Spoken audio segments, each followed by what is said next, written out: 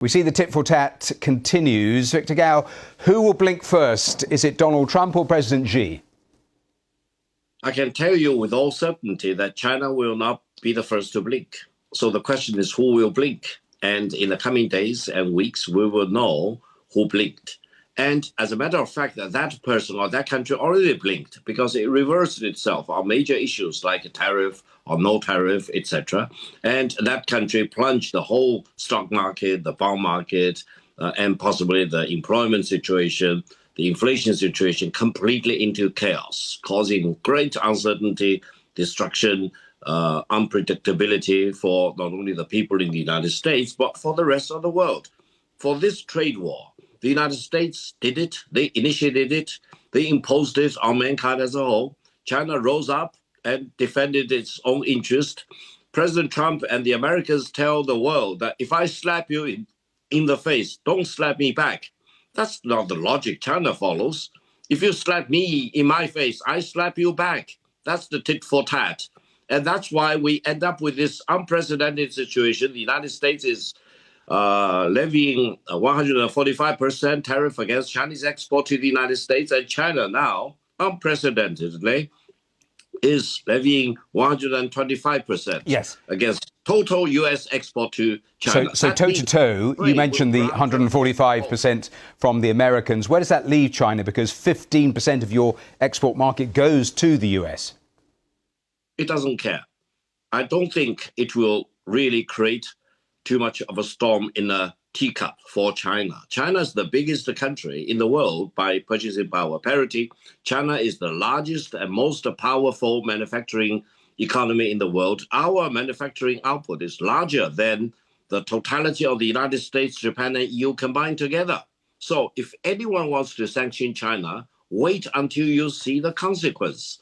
China will be very happy if the United States wants to lock itself out of the largest market in the world. And if you listen to Elon Musk, he keeps saying, by the middle of this century, the size of the Chinese economy will be double the size of the United States economy. So who will come to knock on the Chinese door to ask China to open the door for it to have a play in the Chinese economic growth?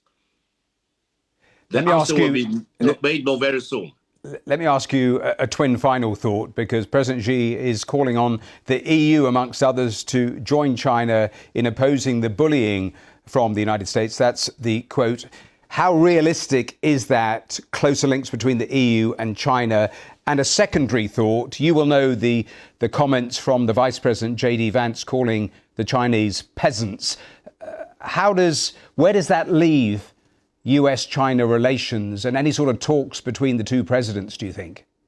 Allow me to be very brief. J.D. Vance and I went to the same law school, Yale Law School. I was 20 years ahead of him, and I'm ashamed for the ignorance and the bigotry he demonstrated, because he called China the peasants financed them, the peasants sold them goods. Let me just make one simple point. The middle class in China is larger than the total population in the United States.